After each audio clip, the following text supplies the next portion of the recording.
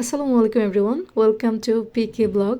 After a long time আমি video upload করছি। Actually ফ্যামিলির একটু ঝামেলার কারণে আমার ভিডিও আপলোড করতে দেরি হয়েছে, তবে কথা দিচ্ছি ইনশাল্লাহ এখন থেকে নিয়মিত হওয়ার চেষ্টা করব। সো আজকে আমি খুবই পপুলার রামেন তৈরি করে দেখাচ্ছি, কোরিয়ান রামেন। চেষ্টা করেছি আমার হাতের কাছে যা আছে সেটা দিয়েই তৈরি করে দেখানোর জন্য। আশা করছি আপনাদের ভালো লাগবে। প্রথমে আমি এখানে একটা বোনলেস চিকেন নিয়ে নিয়েছি, চিকেনের পিস। এটাতে লবণ, সাদা গোলমরিচ গুঁড়া, লাল মরিচের গুঁড়া আর সামান্য সয়া সস দিয়ে এটাকে মাখিয়ে 10 থেকে 15 মিনিটের জন্য ম্যারিনেট করতে দিব। আপনাদের কাছে যদি সময় না থাকে তাহলে ম্যারিনেট না করলে হবে, জাস্ট ভালোভাবে মাখিয়ে নিয়ে তারপরে ভেজে নিলেই হবে। এইদিকে আমি একটা প্যানে বাটার দিয়ে দিয়েছি। আপনারা চাইলে বাটারের পরিবর্তে তেলও ব্যবহার করতে পারেন। বাটারটা দিলে ফ্লেভারটা সুন্দর আসে। বাটারটা যখন মেল্ট হয়ে গেছে তখন আমি এটার মধ্যে চিকেনটা দিয়ে একটু হাত দিয়ে নেড়ে চেড়ে দিচ্ছি যাতে একটা গ্রিলিশ ভাব আসে। সো এটাকে আমি 5 থেকে 10 মিনিট উল্টে পাল্টে মিডিয়াম থেকে লো হিটে, যাতে ভেতরটা ভালোভাবে সিদ্ধ হয় তার জন্য উল্টে পাল্টে 5 থেকে 10 মিনিট ভালোভাবে ভেজে তারপরে নামিয়ে রেখে দিব। চিকেনটা উঠিয়ে নেওয়ার পরে সেম প্যানে সেম বাটারে আমি কিছু বাটন মাশরুম দিয়ে দিয়েছি। এটাকে জাস্ট 2 থেকে 3 মিনিট আমি সতে করে লো হিটে তারপর নামিয়ে আরেকটা সাইডে রেখে দিব। এই বাটন মাশরুমটা উঠিয়ে নেওয়ার পরে এই প্যানটার মধ্যে আমি কিছু ব্রকলি দিয়ে দিচ্ছি। এই ব্রকলিটাকেও আমি একটু ভেজে নামিয়ে নিব। ব্রকলিটাকে আমি ওভেনে 1 থেকে 2 মিনিট গরম পানিতে একটু ফুটিয়ে নিয়েছিলাম, তো এটা একটু র আছে।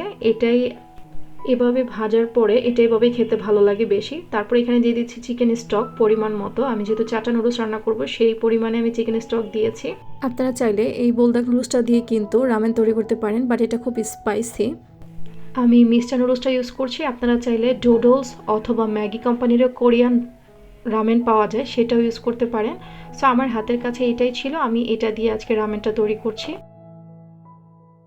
এদিকে চিকেন স্টকটা যদি একটু ফুটে ওঠে এখানে আমি 1 টেবিল চামচ চিলি সস, হাফ চা চামচ সয়া সস আর হাফ চা চামচ টমেটো সস দিয়ে একটু ভালোভাবে এটাকে ফুটিয়ে নিব। যখন এটা ফুটে আসবে তখন এটাতে যে মশলাটা পাওয়া যায় নুডলসে, সেই নুডলসের মশলাটা প্লাস কিছু হার্বস পাওয়া যায় এই নুডলসের সাথে, সেই হার্বসটাও দিয়ে দিব, প্যাকেটের গায়ে যে হার্বসটা থাকে। তারপরে নুডলসটা দিয়ে আমি ভালোভাবে নেড়েচেড়ে এটাকে সিদ্ধ করে নিব। এই নুডলসটা নর্মাল নুডলসের চেয়ে একটু মোটা হয় আর সিদ্ধ করতে একটু বেশি সময় লাগে, তবে নুডলস যাতে ওভারকুক না হয় সেদিকে খেয়াল রাখতে হবে। নুডলসটা সিদ্ধ হয়ে গেছে, তো আমি নুডলসটা নামিয়ে একটা বাটিতে নুডলস প্লাস নুডলসের যে ব্রথটা সেটা এখানে দিয়ে দিয়েছি।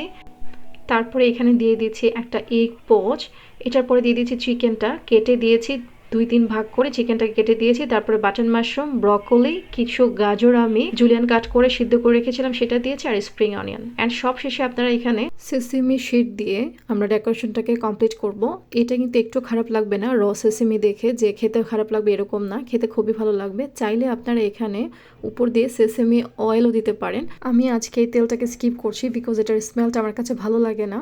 আপনারা যদি হুবহু আমার রেসিপিটা ফলো করেন বাসায় বসে হুবহু রেস্টুরেন্ট স্টাইল রামেন তৈরি করতে পারবেন। রেসিপিটি ভালো লাগলে লাইক কমেন্ট শেয়ার করতে ভুলবেন না। আগামী কোনো ভিডিওতে দেখাবে ইনশাল্লাহ। সে পর্যন্ত সবাই ভালো থাকবেন।